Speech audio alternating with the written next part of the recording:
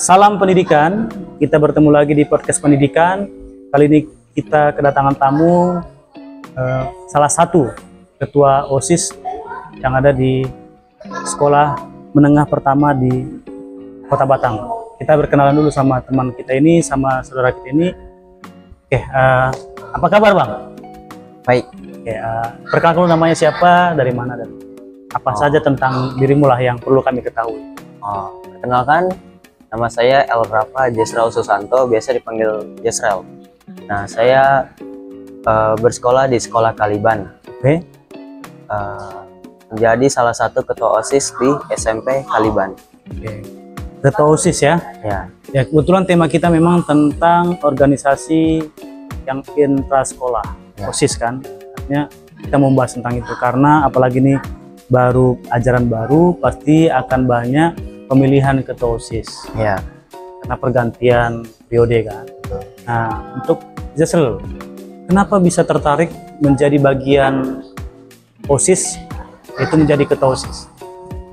Pada masa awalnya saya tertarik ingin bergabung menjadi bagian ketua OSIS ini karena sebelumnya saya sempat menjadi bagian sekbid multimedia.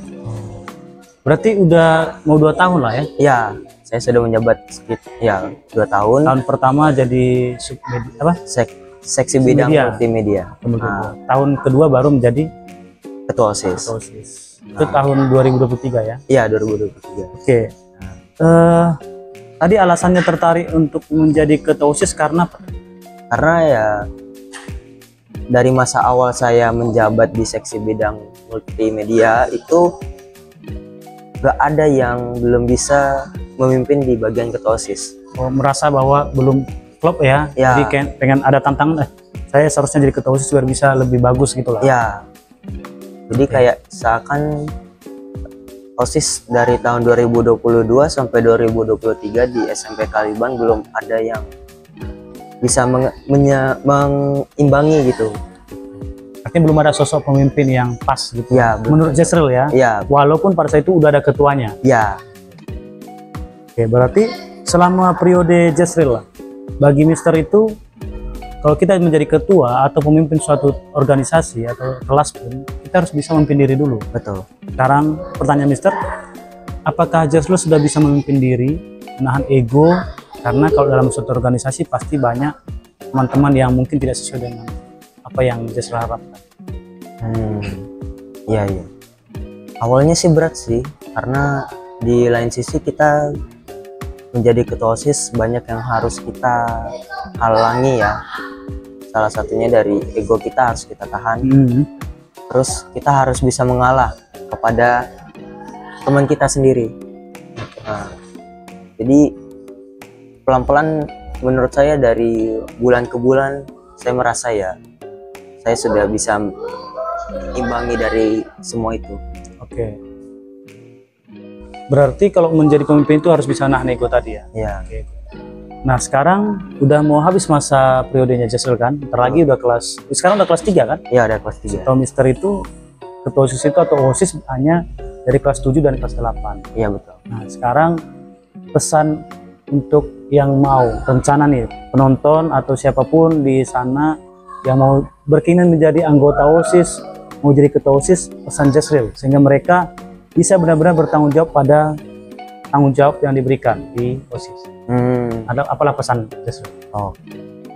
Jadi pesan saya yang banyak dari siswa-siswa yang berambisi ingin menjadi ketua OSIS itu mungkin cukup berat ya, karena ya di lain sisi ketua OSIS itu salah satu jabatan yang sangat dihargai sekolah ya. Oke.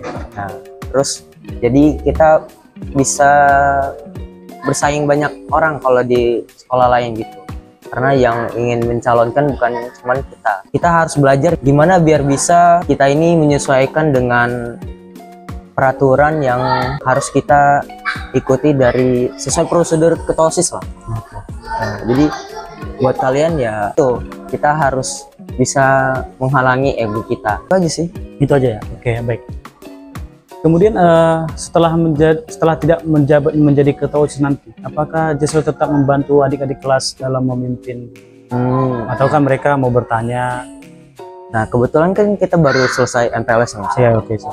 Saya kemarin juga sempat jadi MC. Oke, MC di MPLS. Saya menjelaskan ke mereka juga kalau misalnya mereka sudah bergabung nih dalam OSIS, mungkin ketua OSISnya atau anggota lainnya ada yang meminta saran atau meminta bantuan, saya Bang Jesril dengan senang hati mempersilahkan atau membantu mereka. Bisa juga menambahi apa yang saya sampaikan, bahwa apakah lebih banyak dampak positif atau dampak negatif jika kita atau kalian para siswa bergabung di OSIS? Apakah lebih banyak dampak positifnya menurut Jesril atau dampak negatifnya? Nah, kalau dia dampak positif, apa contohnya? Kalau negatifnya kira-kira apa? Gitu? Sehingga kalau orang yang mau menjadi OSIS pun bisa mempertimbangkan. Iya. Oke. Dari dampak positifnya dulu ya. Ya, 1-2 aja lah, nggak apa-apa. Untuk yang pertama ya, kita bisa belajar banyak hal daripada di dalam kelas. Karena kalau misalnya kita di OSIS ini langsung praktek lah ya. Langsung terjun lapangan. Langsung di lapangan gitu. Terus kita juga bisa lebih belajar untuk berbicara di depan secara umum di sekolah. Oh iya, kita kayak belajar public speaking gitu ya? Ya, salah satunya MC ya kan. Nah, kalau untuk yang dampak negatif, mungkin kalau misalnya dari beberapa orang yang setelah bergabung menjadi anggota OSIS itu, ada kemungkinan mereka yang menganggap mengikuti OSIS itu hanya untuk ikut-ikutan aja. Oh, seperti menghindari jam pembelajaran gitu ya? Ya, jadi iya benar-benar. Atau mereka bisa menjadikan OSIS ini sebagai tindak bullying kepada adik kelasnya seperti senioritas.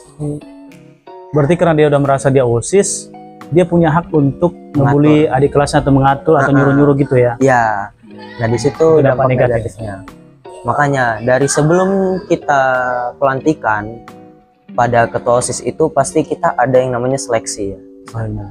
Nah, jadi sebelum itu kita harus pahamin dulu ini ketua OSISnya di saat memilih anggotanya itu dia bisa gak sesuai prosedur di OSIS itu. Berarti untuk nanti kan tetap juga Jesril yang menjadi panitia atau pelaksana kemudian OSIS untuk selanjutnya kan? Betul. Maka tugas Jesril lah yang nanti menyeleksi juga ya? Ya. Jadi mudah-mudahan untuk nanti kalau Jesril digantikan pun ada yang lebih baik. Dan kita berharap kayak gitu kan? Iya betul. Mudah-mudahan. Ada hal yang mau disampaikan lagi Jess?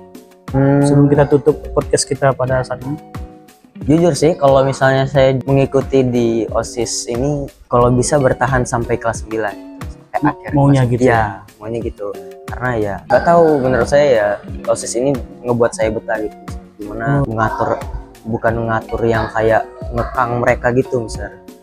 Karena ya mereka kenapa kelas 9 nggak diperbolehkan, karena banyak juga yang anak-anak lain yang mau belajar juga menjadi pemimpin di ketua OSIS. Ya.